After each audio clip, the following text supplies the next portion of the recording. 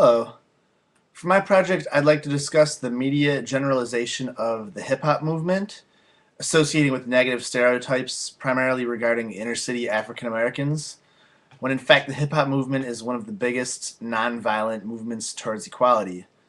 Seeing as it's a matter of expression, I figured my presentation itself would be quite expressive. This is the story of hip hop through the ages. Here we go. So the Bronx in the 70s was steadily burning. The big concern was that the property turned into abandonment from the white working class when expressways came in and lowered the cash value of buildings and businesses. Losing an industry, a city on fire, media sees misery, crime and poverty. You gotta hit the lottery to get out of the Patterson, a whole lot of that. But Africa Bad Bada and Grandmaster Flash and this dude Cool Herc found a way to get past the bad rap and madness from the streets and the guns with music and the words. Got the people to come to watch shows with the poets and lyricists, people hearing us. These ideas were something to say serious. The hopeless got vocal, ideas started floating, and art, dancing, music was the culture promoted. The product grew large despite this message. Mayor Ed Koch saw this less than a blessing and called it regression. I'm guessing he saw the art form and informed the people it was just tension, but you have to realize that it was just an example of people thriving in the roughest of environments, tired of the violence, looking to escape, not to feed the flame. You know what I'm saying? Yeah. It was just expression. That this was just expression, where violence in the lyrics was really just a message from people under oppression. The people who didn't know, didn't want to know. The life of the city didn't want it to be shown. But the thing about the 80s is the culture spread rapidly. The white kids got insight as the things that were happening. So the difference before when they would just imagine, now they got from the movies and the music and the fashion. So they grew to understand it. Began to assimilate the hip hop from the media. They started to affiliate. So inner city you got new exposure too, with Adidas and Profile and St. Ives and more style. And meanwhile, the products meant more jobs for kids who before wouldn't think twice to have drive to get out of pottery. Some of it was graphic, I understand that, but it wasn't much of a problem as when it came to Johnny Cash, man. And it was just expression, a way to let out all the everyday stresses. Then the nation paid attention, so the skeptics got scared like they did for rock and roll. But now racial issues play in and further damage souls. And these lyrics were to make people violent, but the shed led in the violent nature of the inner city. People who were so disconsciously racist throughout people from the inner city were all troubled. Hip-hop gave voice, gave opportunities for the people of the inner city to showcase their talents, network with businesses, and ultimately create a culture in America that people from the inner city could be proud of, motivated to contribute to economic prosperity. However, the more success that came, the more criticism arose. It's hard to say that things will ever change.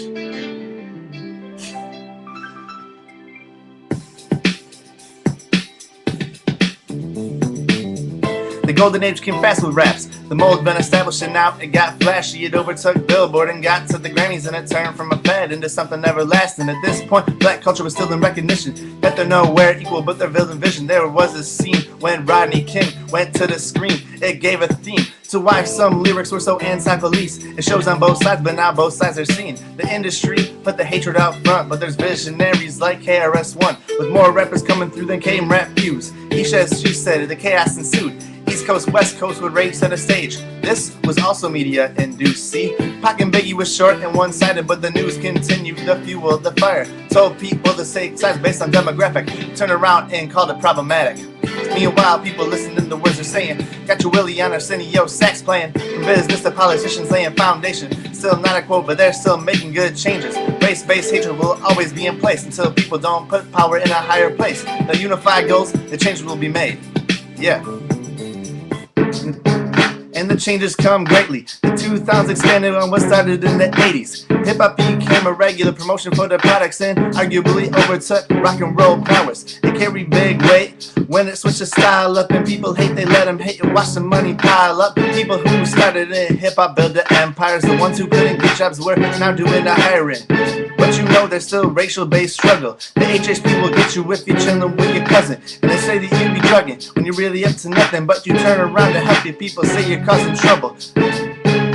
Now here's a disclaimer. There have been rappers who exhibit bad behavior from drugs or violence or possession of weapons, and when people hear about them, all they think is gang rapping. Now, I'm not for acting up and living where the cops are, but we should also consider the behavior of rock stars. Many of them have the same behaviors, living fast, where the main difference is the knapsack fact, where black people act up. It seems much worse because they do it while they're black. So that's the first people think is quite a damn shame, but at this point, it's not the same fight from before in the game. It's change, progress, God bless, the success. And hopefully from this point on, hip-hop won't be so much about bringing a message of oppression, but living a good life. You can see how hip-hop is given a reason to dream that wasn't there before. It started with civil rights. It started with a reason to believe that people of color should be treated equally. The timeline of hip-hop showcases many accomplishments of African Americans. It started in the Bronx, where young pioneers found a method of peaceful protest. The media and local politicians associated this with the crime that ensued in hard times because it all came from minorities left behind in a dying city. They created an art form that would ultimately spread throughout the nation and the world. There will always be forms of racism. There will always be people in power that don't want to share power with minorities, so they will use different scopes of the media to establish opinions how they please. What they can't change, though, is the fact that we as a country have made a lot of progress accepting and adapting the cultures of different races. Hip-hop played a big role in giving African Americans a voice in our country. It gave people of the inner city opportunity to expose themselves to the marketing and business world, and ultimately lead a moment that earned respect for African Americans in our country, and arguably played one of the biggest roles in helping our government see its first African American leader. Progress is progress, with good attitude and success. Keep working hard towards equality. With every big accomplishment, you will find more people on your side. Please fight peacefully. Don't give anyone a reason to slander your name, your identity, and your ultimate goal. Thank you.